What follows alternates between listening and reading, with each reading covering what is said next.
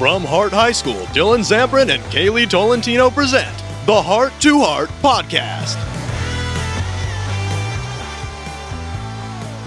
Hello and welcome to the Hart to Hart podcast. I'm your co-host, Kaylee Tolentino. And I'm your host, Dillon Zamperin. And today we're joined by one of our English teachers here at Hart, Miss G. Yes, welcome, Miss G, to the Hart to Hart podcast. Hi, thanks for having me. Yeah, of course. So tell us a little about yourself. Where did you grow up and when did you move to Santa Clarita? So I grew up in Salt Lake City, Utah, lived there most of my life until the year 2000. And I was there in Chicago for 2 years. My ex-husband was doing his graduate work at the University of Chicago. And so we lived in Chicago for 2 years and I loved Chicago. But then he had to choose somewhere to live that was a big city. So it was New York, San Francisco, or LA. So I was familiar with LA, spent a lot of time at the beaches here growing up. So we came out to LA, started looking for houses, and Santa Clarita, we knew a couple of people who had moved up here and just said, great schools, great community, everything you need for a young growing family. So it was 23 years ago we came out here and ended up in Santa Clarita. Oh, wow. So you've been here for a while. I have. Longer than I had anticipated, but it's all good. How long have you been teaching here at Hart? This is my 10th year of teaching here at Hart, my 10th formal official year. I was a long-term sub for the year before I actually started working full-time. There was a woman in the English department that was having a baby. I know English teachers have a lot of babies. But I went in and came and worked for her the entire second semester. And it was so much fun. I just finished my credentialing program and knew a bunch of kids that were my kids' ages. And it was so much fun. And I was so thrilled to get hired on for the next fall. Very cool, yeah. And what classes do you teach this year? This year I'm teaching 3 sections of AP Literature and Composition. I'm teaching a section of Honors 10 and a section of Honors 9. And I was in your freshman class when I was a freshman, and I don't know if Dillon, you were. I wasn't, no. Yeah. So we're both in your zero period now. And personally, what's your favorite grade to teach? I do love seniors. Seniors are fun, but this is such a stressful year for them, trying to figure out what they're going to do and where they're going to go. And then once they get that acceptance, it's a little bit better, but it's, then they're tormented by who they're going to live with and how they're going to pay for it and trying to stick it out. Yeah, trying to stick it out through the end of the year. Senior year is really hard, but I do like the texts that you can do with older kids. The discussions are much more rich. Usually there's not a lot of correction. It's like grammar and punctuation in the writing. It's more concept-based corrections rather than with younger grades. But I will tell you, I really love 11th graders. I haven't taught them in about 5 years, but 11th graders come in and all of a sudden they're focused and they're serious and they know they're halfway through and they've got to buckle down and get the grades and they know it's going to be a tough year. They know 11th grade is a really hard academic year and they just are serious and focused and more mature and, they don't quite have the burnout that seniors have.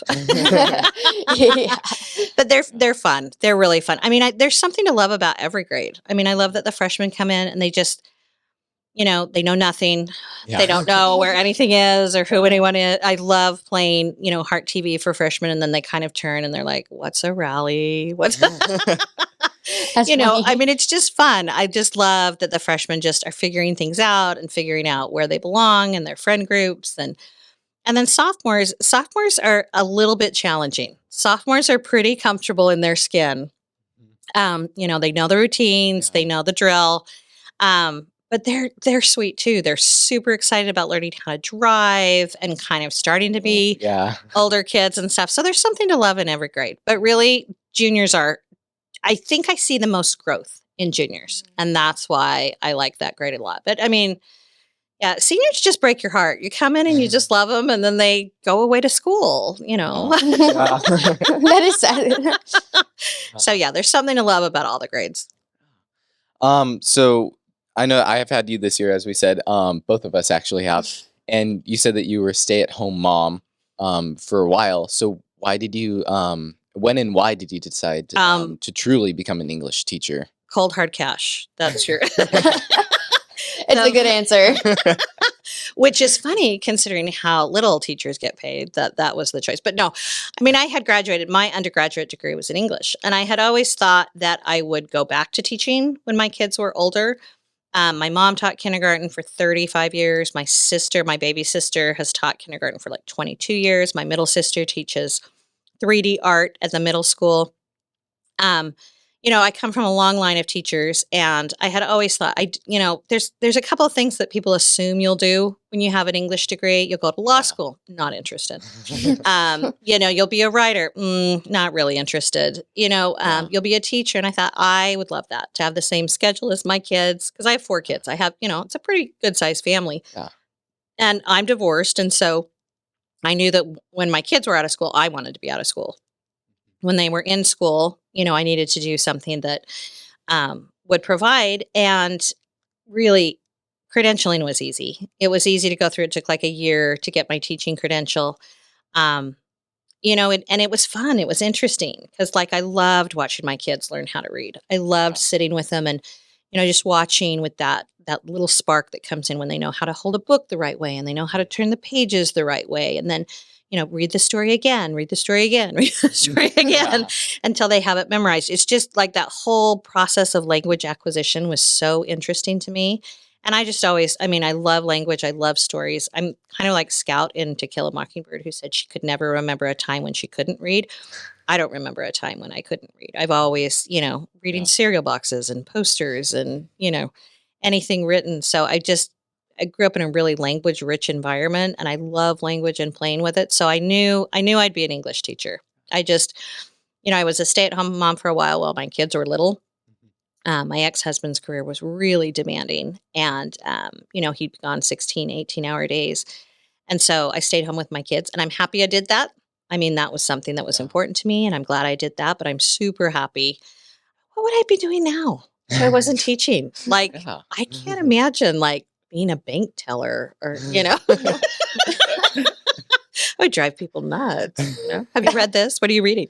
What are you doing that for? That's a really bad choice. I don't think I would have been, great in a customer service position or something like that. So it's fun. Sometimes I walk to my car and I'm kind of chuckling to myself. I'm like, spent the whole day talking about people that don't really exist, like Beowulf and the Ushers and the Fall of the House of Usher. It's just fun. I love it. But I love language and I love stories and I love to see kids' reactions to them. So it's a perfect fit.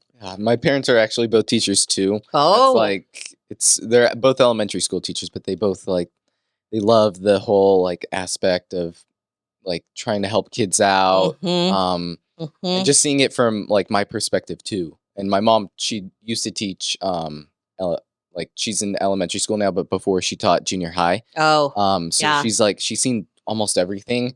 And then she also went here, so she's she knows people, and that. it's just it's something that she really wanted to do, and I can see a lot of people doing it too. Yeah, so I can really see why you liked it too, wanted to go to it. Well, I always wanted a big family. I come from a family of 5. I grew up, most of my friends had big families, and I always knew that I wanted a bunch of children. And 4 is a lot.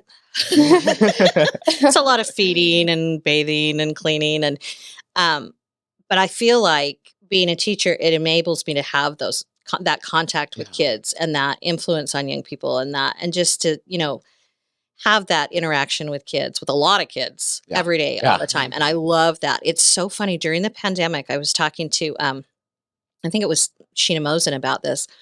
During the pandemic, we Zoom, and I came down here because all my kids were home. And so my Wi-Fi was struggling, to say the least.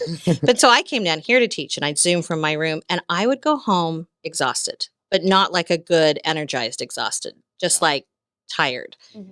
And as soon as kids started coming back to class, you are tired, but it's a different kind. It's like an energizing. It's like you've kind of given it everything you've got. And so it's like a satisfied, happy exhaustion. Like that tired after you work out. Yeah. Like a long workout. Yeah. That's an excellent way to describe it. And so, it's exhausting, but it's also exhilarating too, because, you think of things, a kid will say something and you're like, oh, yeah, that'd work for that. Or we could do this, or that ties in with this text, or, so it's exhausting, but it's a good exhausting. Mm-hmm. It's you feed off of their energy. It is. Yeah, absolutely. absolutely. And that was impossible to do online.